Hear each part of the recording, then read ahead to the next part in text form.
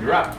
Good morning and welcome to the Indy Boomer Show. I'm Mary Pat McKee. I publish a magazine called Indy Boomer, and I'm sitting here this morning with Wesley Young from Senior Solutions Consulting, and he's been with us before and had great information. But before we jump into that, you can see the September issue is on the screen there. Be sure and stop by any Kroger or Marsh in Indy and the surrounding counties and pick one of those up. As you can see, we are celebrating 200 years. I'm sure everybody's heard about that by now. The torch relay just started last Friday in Corydon. And anyway, that is Perry Hammock, who is the Executive Director of the Indiana Bicentennial Commission. It's a mouthful. And then also Mark Newman, who is with the Indiana Department of Tourism, and they are the ones that are actually responsible for that torch relay. So you can read all about it in the magazine. Wesley has been with us in the magazine for at least 2, if not 3 years, maybe. At least. Time flies when you're having fun. They write about Social Security and Medicare and Medicaid and all that good stuff. When you pick up the magazine, if you open it up to the middle, you'll notice there's a pull-out section called the Boomer Plus. And this is designed for baby boomers who are helping their parents, or even possibly baby boomers who are on the higher end of the boomer generation. So you wrote about help mom and dad, how do mom and dad pay for their care? Right. So tell us about what exactly does Senior Solutions Consulting do? Well, we help folks pay for care. We do veterans benefits. Yep. We do Medicaid, which pays for nursing home care, and we do Medicaid waiver, which now pays for assisted living care. Okay. The veterans benefit is a great program that pays for in-home care, assisted living, and nursing home. It's a monthly pension allotted to veterans and their surviving spouses, anywhere from $1,000 to $2,000 a month. Tax-free money for veterans. Didn't have to be injured in the war, didn't have to serve in the war, just had to be in the military during wartime. Right. So call and ask is probably the best way to figure that out. Yeah, exactly. Nursing home benefits, of course, pays for nursing home care, which is now $7,000 or $8,000 a month. It's great care, but nobody makes that kind of money. So, especially in a spousal situation, it's nice to have a program to help pay for the cost of care without making both spouses go completely broke. And there's some great rules here. Well, you don't have a pension big enough to even begin to cover. Most people don't have an $8,000 pension, plus the expense of mom living at home or dad living at home as well. So Indiana's passed some fantastic rules to protect spouses, houses, monies, IRAs. A lot of things can be protected. So don't spend down first and call. Come see us and ask questions before you spend down and get broke. Well, it's another situation where, don't wait till you're behind the 8 ball till somebody needs that money and has to move into a retirement community. Find out your options beforehand. Right. That's basically it. And I always say neighbor Bob gives you the worst advice. So come talk to some people who've been doing this for a while. Yeah. And get a lot of opinions before you act. A lot of people are afraid of Medicaid, a lot of people are afraid of VA. I don't know that they're afraid, intimidated, or they don't understand it. I know I don't understand it at all. Right. But I do know when my folks moved into the retirement community, if it wasn't for the VA and attendance and Social Security, that's how they were able to pay that monthly fee. Right, for the care they needed. For the care they needed, exactly. But at the time, and this was 5 years ago, a lot of people didn't even know about VA and attendance. It was a very well kept secret. It still kind of is a pretty well kept secret. It is. Yeah. It's confused with all the other VA programs. Yes, and I know from experience, I have sent several people to Senior Solutions Consulting, and they always come back to me and say, wow, I didn't know I could get that money, or I didn't know that was even available. So I mean, that's really important. Yeah, that's all we do. We don't do anything else. We just do that. So kind of one of the topics I want to talk about today was when to act. Yes. And we've had a few clients in the last week that really kind of brought this topic to the forefront for me today. Met a client this week. He was 91. She's 85 or 6. They, let's say they were collectors. Collectors? Their house was full of everything. Oh, antiques and stuff? No. Oh, like not a surface to put anything on, no place to sleep. Like he sleeps on the floor and she sleeps on the couch. Oh no. Yeah. Yeah. Like Newspapers. every car that runs in the backyard, Oh, wow. everything they've ever had, they still have it. It's just really sad. It's a kind of an illness. Yeah, I think it is. I mean, I've It's seen not houses like safe. that. Yeah. It's not a safe environment. So when to act? I had another client that I'm trying to get into the office who spent 20 minutes telling me about how her mom is the bill payer and the money manager of the family, and she's trying to file taxes right now, but she doesn't have her 1099s and she's terribly upset. And the son said, "But Mom, taxes aren't due till April 15th." So Mom is starting to And have some a lot of issues with Mom losing it, and he's telling me all the things she's doing, the crazy things and the not normal things that she wouldn't have done a couple of years ago. Right. And they're not Classic eating. dementia. Yeah, they're not eating. They're not taking their meds. There's all kinds of things not happening. And then I said, okay, well, we need to get in and talk because of these reasons. He's like, well, she doesn't want to. And I'm like, well, you just spent 10 minutes telling me that Why did you call? she's not making sense. Yeah. She's not normal. If she would have met herself 10 years ago, she would have said, that lady needs help. Right.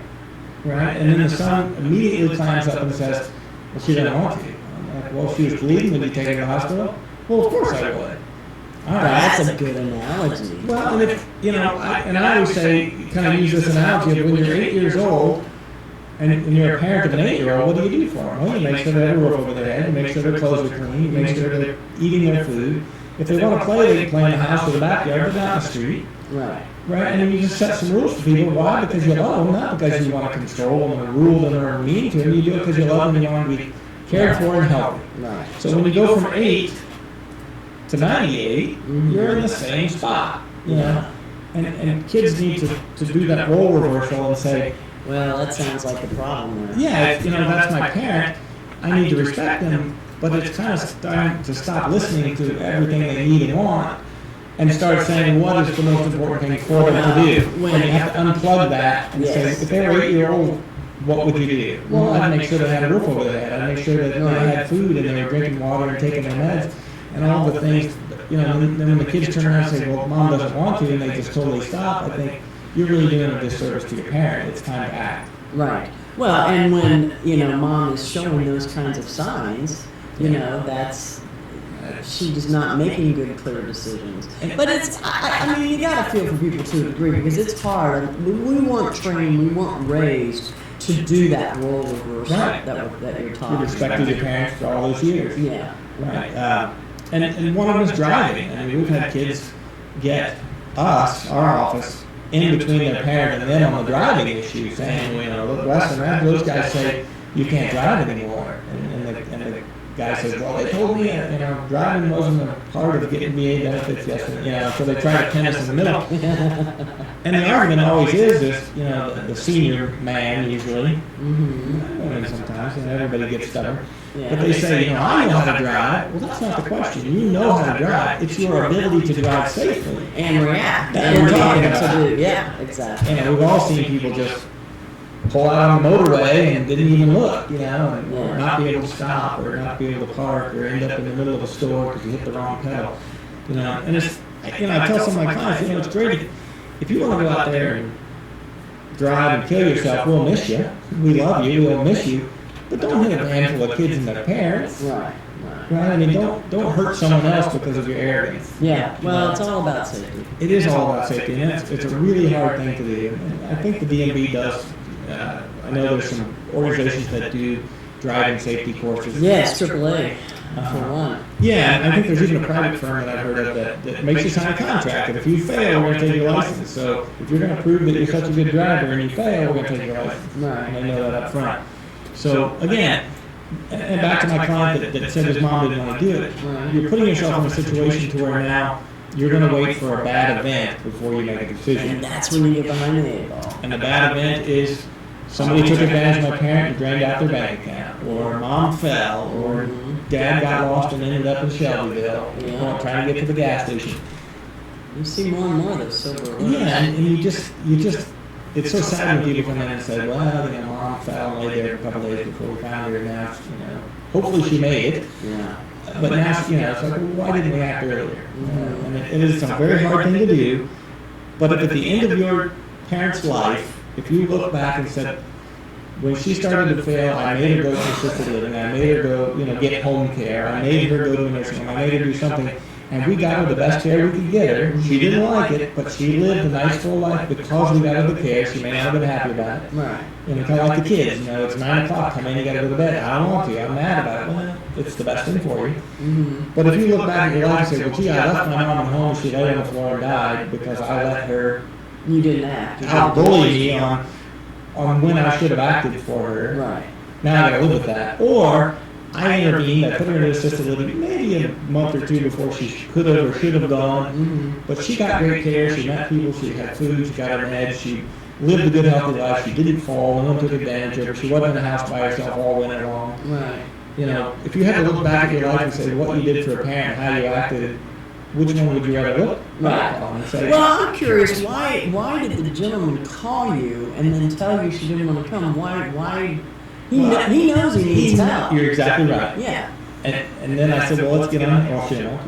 I'm like, well, then you and your brother come in and let's formulate a plan. Yeah, and a lot of times that's what happens. The siblings have to kind of put a plan together, and then And there are resources. Yeah.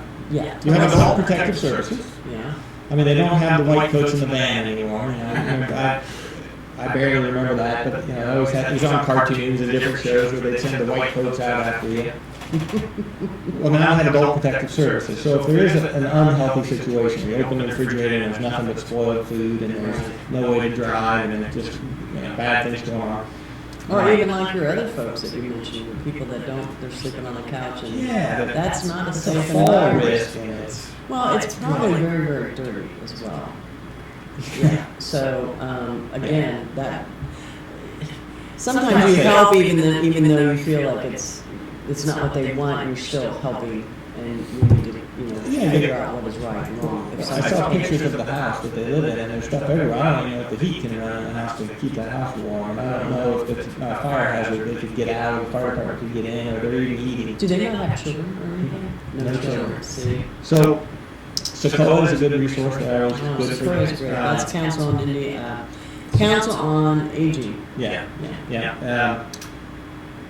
There's legal documents, of course. You can help a parent with legal documents through power of attorney, guardianship if you have to, but I don't know if you always want to get a judge involved. Well, that's where you guys come into play. I mean, you're not attorneys, but you guys can help formulate the maneuver of the money and how to finance different scenarios. But then, tools. But then you are also able to say, well, if you got $50,000, I'm just making it up, $50,000, you need to see an attorney and put that money in a trust so we can do this or whatever. So. Right, absolutely. We have attorneys that work with us, and we work with clients and their attorneys. But and again, good point. I'm not an attorney, but the legal documents are tools that help you. So if you have a power of attorney over a parent who's stubborn or not well or just needs extra help, it doesn't take, as I understand it, power of attorney doesn't take anything away from a parent. It just adds people to be able to help them. Right. So it doesn't take anything, it adds. So usually, if you have children and they're loyal, trustworthy, and stable, that's usually pretty good criteria for who I'm going to make, able to get into my bank account. Right. Well, it doesn't have to be your oldest child, especially if they've been married. Well, you pick the one that's the CPA. That's what we did. Well, as long as they're loyal, stable, and trustworthy. Most kids can count. Yeah. So legal documents are very important to have. Family interventions, of course. You don't want to give. There's healthcare power of attorney. You never want to give that to the daughter who can't put down a one-legged, one-eyed dog, because she's never going to be able to call the shots for mom and dad. You want to make sure you have the right kid to the right job. And getting all the family members together. If you have 4 kids, you're going to have 8 opinions because those people are married, probably. Well, isn't that the truth? And you do run into that situation. Yeah, and there's always conflict there. But again, the more heads, the better. And then seek advice of professionals. Don't listen to neighbor Bob and his opinion of Medicaid. It's never going to be good, and he's never going to tell you the great parts of Medicaid. Well, one thing that we've learned on the show, and that is call an expert. And these guys are experts that can help direct you in many different scenarios, mostly in the financial arena. But you still have great resources for many other aspects of, carrying. Yeah, we don't ever charge to meet. We'll go to you. We'll meet a couple of times. We'll meet with the family, meet at facilities. It's never any cost. We just give you our thoughts and opinions, and then you go. Yeah, and decide from there. We're going to wrap it up this morning. Wes, thank you for coming. Yeah, thanks for having me. Be sure and watch Boomer TV on Sunday with Patty Spidler at 10:30 on Channel 8, and also be sure to stop by a Kroger or Marsh in Indy or the surrounding areas and pick up our September issue of Indy Boomer magazine. Thanks for watching, and we'll see you next week.